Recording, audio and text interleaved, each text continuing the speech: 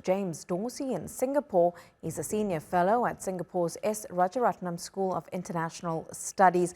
James, it's always good to speak to you. Thanks for your time.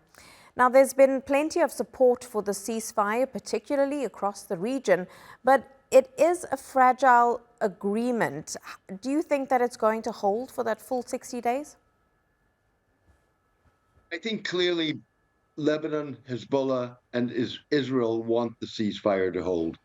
As your various correspondents noted, this is a very fragile ceasefire.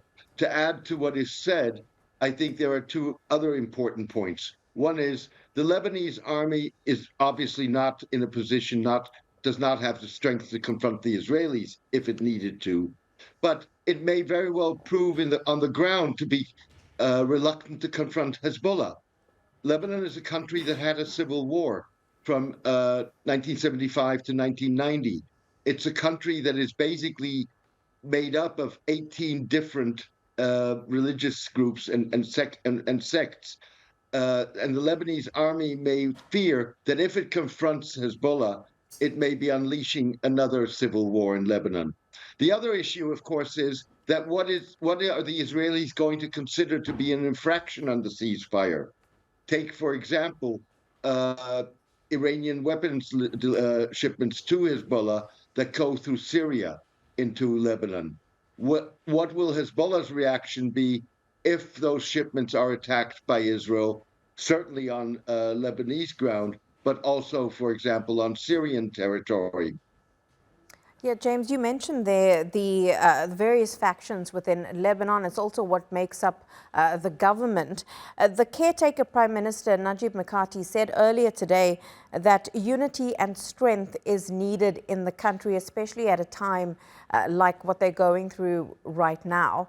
Is that something that's still possible within the Lebanese government and the political structures, which we've spoken about so much being so fractured due to the civil war, but also due to so many domestic issues and economic issues the country's going through?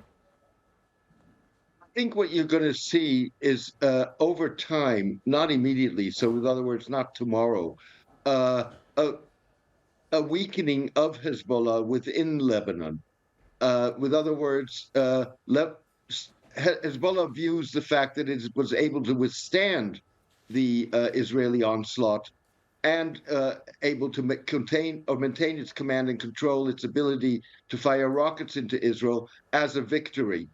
Having said that, many Lebanese feel that Hezbollah dragged Lebanon into a war that was not of its making, that was not in its interest for an issue that is not a Lebanese issue. And that's going to have political repercussions. How that's going to fall out, whether that, for example, strengthens Nabih Berri, who was the negotiator on behalf of Hezbollah in the ceasefire negotiations, but he is not a Hezbollah member. He is a representative of a long-standing Shiite organization, Amal, and he is going to probably benefit from his role in these negotiations. These negotiations and the eventual ceasefire, the announcement was made by U.S. President Joe Biden. That seems to be a significant point here because Biden, of course, his term is coming to an end, but his administration may be seeing the ceasefire as a win. They certainly are going to project it as such. And to be fair to the Biden administration, it worked very hard to get this ceasefire over the finishing line, as the Americans describe it. And they had to, among other things, twist Israeli Prime Minister Benjamin Netanyahu's arm. So in that sense, they are going to declare this a victory. The problem, of course, is that you still have the Gaza war. The ceasefire in Lebanon by no means means that a ceasefire in Gaza is anywhere closer. So you don't think that because of the ceasefire in Lebanon, it could lead to a similar agreement or talks at least restarting with regards to a ceasefire in Gaza? First of all, we've had a year of talks, and those talks have not produced anything for the very simple reason that Hezbollah's position that it reiterated today and Israel's position are miles apart. So Hezbollah wants, like in Lebanon, an end to the war. Netanyahu has ruled that out in terms of Gaza. I don't see this impacting Gaza in any form or fashion. There's also a second point here, which, while the focus obviously is on Gaza, Netanyahu, in the reasons that he cited to why he agreed to the ceasefire, said that this would allow Israel to focus on Iran's nuclear program.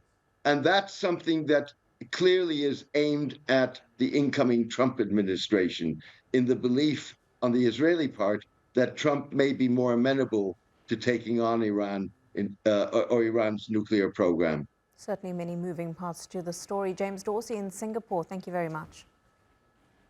Pleasure, as always.